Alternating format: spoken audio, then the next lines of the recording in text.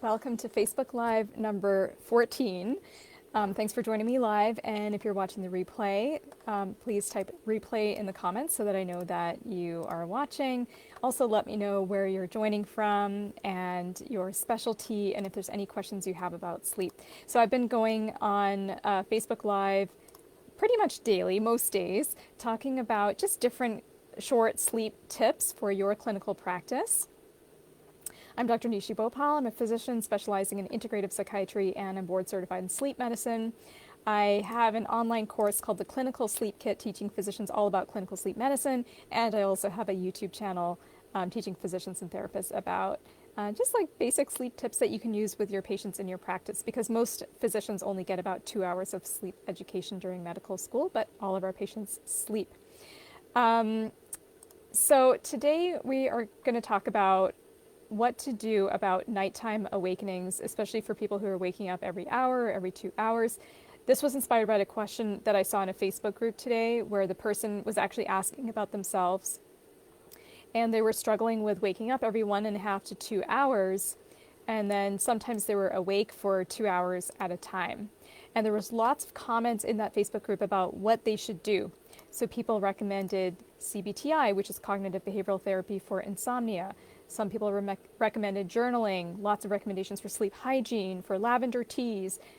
Some people suggested maybe it's the SSRI that you were recently prescribed. Some people suggested sleep it's different types of sleeping pills and sleep aids, ice baths, exercise, journaling, all kinds of things. And many of these things can be very helpful. And in fact, CBTI is recommended as the first-line treatment for insomnia. But here's my concern, is that we're assuming that this is insomnia. So if this person is waking up every 1.5 to 2 hours, they're struggling with sleep maintenance during the night, it very well could be insomnia, but it could be something else. What if it's obstructive sleep apnea? What if it's periodic limb movement disorder? What if it's something else that's causing sleep disruption?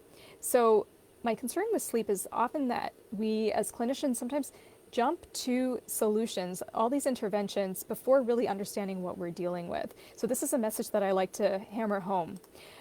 So what I would suggest, and I did see a few people commenting on that post that they recommended a sleep study to rule out sleep apnea or other causes. And so I was really pleased to see that, because that is what I would recommend. And one of the reasons for that is when I hear someone telling me that they're waking up every 1.5 to 2 hours, that's after every REM cycle, right? So a REM cycle or sleep cycle is about 1.5 to 2 hours. And so that gets me thinking about, okay, is there something that's disrupting the REM sleep? And what disrupts REM sleep? Well, one of those things could be collapse of the airway. During REM sleep, obstructive sleep apnea is usually worse, causing these awakenings. And then they might have difficulty going back to sleep. These tend to happen more often in the second half of the night, because we get more REM in the second half of the night. And then sometimes people have more trouble going back to sleep in those early morning hours because the sleep drive has decreased by that point. So with this person who is saying, hey, I'm waking up frequently throughout the night, before I would even jump to CBTI and let's work on sleep hygiene, yes, those things are helpful and you can start implementing those. But we would most likely need to get a sleep study. Of course, I don't know the whole history of that person, but we want to ask the questions to see what's going on, and then have a pretty low threshold for getting a sleep study. This is especially important in women, because in women, sleep apnea is underdiagnosed.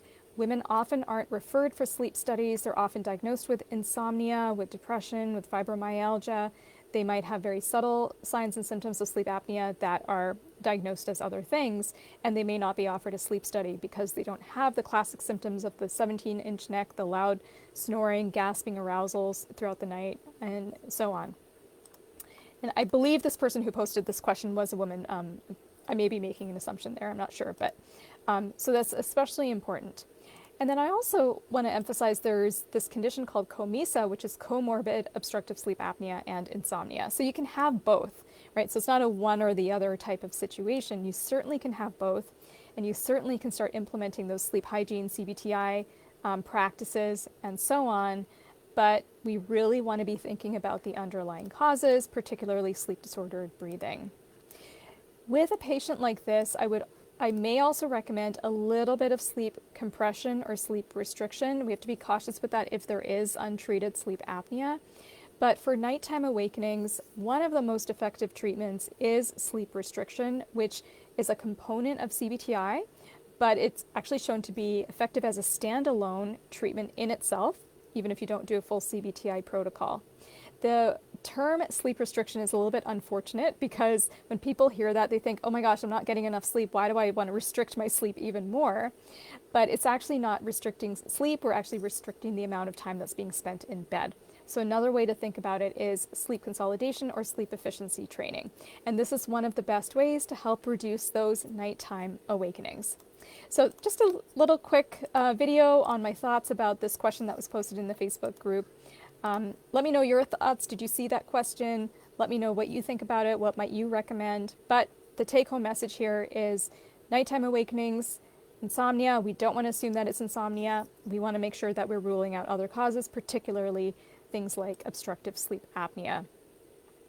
I also started my free sleep supplements master classes this week. We did one this morning and it was so much fun.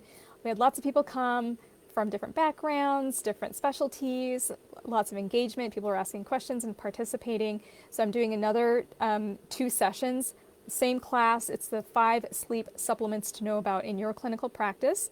The next session is tomorrow, Wednesday, February 14th at 9 a.m. Pacific time. And then the final class is Wednesday, February 21st at 5 p.m. Pacific time.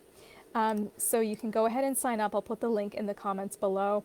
And doors are open to the Clinical Sleep Kit program if you want to get a bank of resources and access to experts to discuss cases with regard to sleep medicine. So I'll put the registration link in the comments too if you want to check that out. Some of you have already signed up. So for those of you who have signed up, thank you. I'm really excited to have you in the program. We've got an amazing cohort of clinicians inside that program, and it's really supportive, and you'll learn a lot about sleep, and it's really fun and educational. So I'll put both those links in the comments below, and thanks for watching, and I'll see you again tomorrow. Bye for now.